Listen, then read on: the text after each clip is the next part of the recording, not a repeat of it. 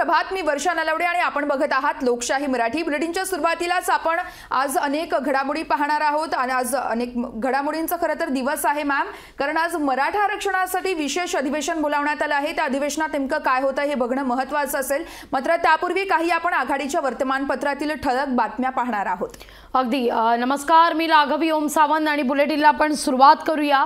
आघाडीच्या वर्तमानपत्रातील ठळक बातम्यांनी आजचा दिवस खरं तर बातम्यांचा आहे, कारण सगळ्यांचंच लक्ष विशेष अधिवेशनाकडे लागलेलं आहे। अधिवेशनानंतर जरांगे काय भूमिका घेतात यावर सगळ्यांची नजर असणार आहे।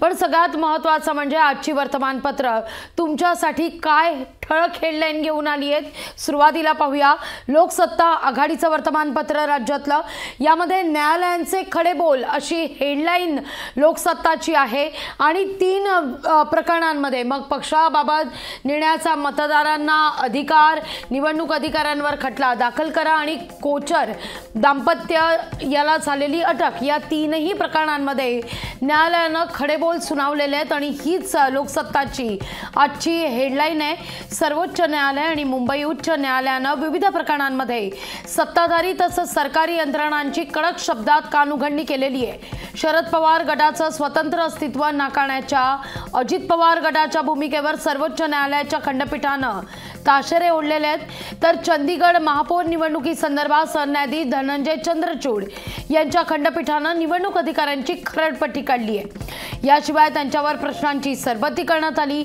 महापौर पदाची फेरनिवडणूक होणार नाही असंही स्पष्ट केलेलं आहे। दुसरीकडे ICICI बँकेच्या माजी व्यवस्थापकीय संचालक चंदा कोचर आणि त्यांच्या पतीला CBIनं केलेली अटक हा सत्तेचा दुरुपयोग असल्याचं परखड मत मुंबई उच्च न्यायालयानं नोंदवलेलं आहे। वर्षा अगदीच मॅम, आपण पाहतोय खरं तर लोकसत्ताची बातमी पाहिल्यानंतर आता आघाडीचं वृत्तपत्र महाराष्ट्र टाइम्स नेमकं काय म्हणतंय ते देखील आपण पाहूयात। यामध्ये शेतकऱ्यांसंदर्भातली बातमी आहे। पुन्हा दिल्ली चलो, आता प्रस्ताव शेतकरी हिताचा नसल्याचं शेतकरी नेत्यांनी सांगितलं आणि त्यानंतर पुन्हा एकदा केंद्र सरकारच्या प्रस्तावावरती शेतकरी संघटनांनी चर्चा केली आणि मात्र तो प्रस्ताव फेटाळल्यानं पुन्हा एकदा शेतकरी उद्यापासून आंदोलन करण्याच्या तयारीत आहेत। आता शेतकरी हिताचा प्रस्ताव हा नसल्याचं यावेळी शेतकरी नेते म्हणतात, त्यामुळे हा प्रस्ताव फेटाळण्याचा निर्णय घेण्यात असं शेतकरी नेते जगजीत सिंग दलेवाल यांनी सांगितलंय। तर 2 वर्षांपूर्वी कृषी कायद्यांविरोधात आंदोलन केलेल्या संयुक्त किसान मोर्चानं देखील केंद्राचा MSPचा प्रस्ताव फेटाळला होता आणि त्याच अनुषंगाने आता आपण पाहतोय खरं तर केंद्र सरकारनं प्रस्ताव दिला असून यावेळेस आपण बघतोय शेतकऱ्यांनी कुठेतरी हा प्रस्ताव नाकारला आहे। त्यामुळे आता पुन्हा एकदा उद्या शेतकरी दिल्ली चलो आंदोलन करत दिल्लीकडे कूच करतील। बोलूया गुजरात समाचार काय हेडलाईन घेऊन आलाय याकडे। घोडे व्यापार लोकशाही करता धोकादायक, सर्वोच्च न्यायालयानं निरीक्षण नोंदवलेलं आहे। अर्थात मुद्दा पुन्हा एकदा चंदीगडचाच आहे। चंदीगडच्या महापौर निवडणुकीच्या मुद्द्यावर सुप्रीम कोर्टानं ताशेरे ओढलेले आहेत। चंदीगडच्या महापौर पदाच्या निवडणुकीत गैरव्यवहार केल्याचं सांगण्यात येत आहे।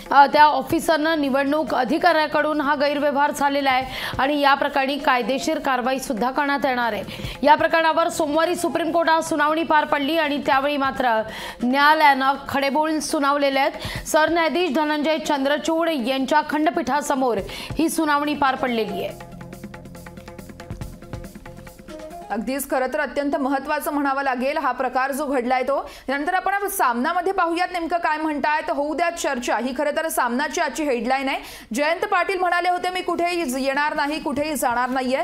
राष्ट्रवादी काँग्रेसचे अध्यक्ष शरद पवार यांचा निकटवर्ती असलेला पश्चिम महाराष्ट्रातील सहकार क्षेत्रातील बडा नेता लवकरच भाजपात पक्षप्रवेश करणार असल्याची चर्चा रंगली होती आणि तो नेता म्हणजे प्रदेशाध्यक्ष जयंत पाटील असल्याचं वृत्त देखील काही ठिकाणी होत होतं आपण पाहत होतो। आणि त्यानंतर जयंत पाटील यांनी मात्र पत्रकार परिषद घेत अत्यंत चपलक शब्दांमध्ये त्याला उत्तर दिलंय।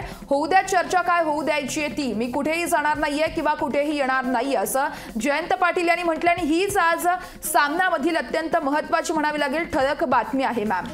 अगदी वर्षा, आपण जर पाहिलं तर राज्यात मात्र कोण कोणत्या पक्षात येणार या संदर्भात आता जोरदार चर्चा होतीये। लोकसभा निवडणुका या अतिशय जवळ आलेल्या आहेत, समीप आलेल्या आहेत। पुढच्या काही दिवसात आचारसंहिता सुद्धा लागू होईल, पण तिथं नवी दिल्लीत मात्र एक मुद्दा फार गाजतो आणि तो म्हणजे शेतकरी आंदोलनाचा। आणि टाइम्स ऑफ इंडियानं या संदर्भात आज हेडलाईन सुद्धा केलेली आहे। 23 पिकांवर हमीभावाचा प्रस्ताव देण्यात आलेला आहे।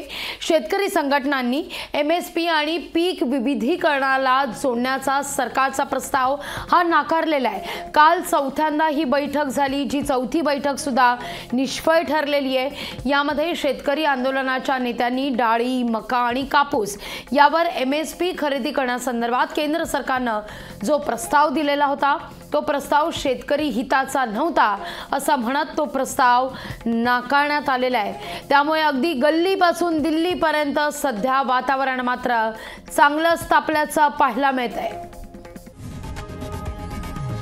लोकशाही मराठी ऐका, पहा, जागरूक रहा।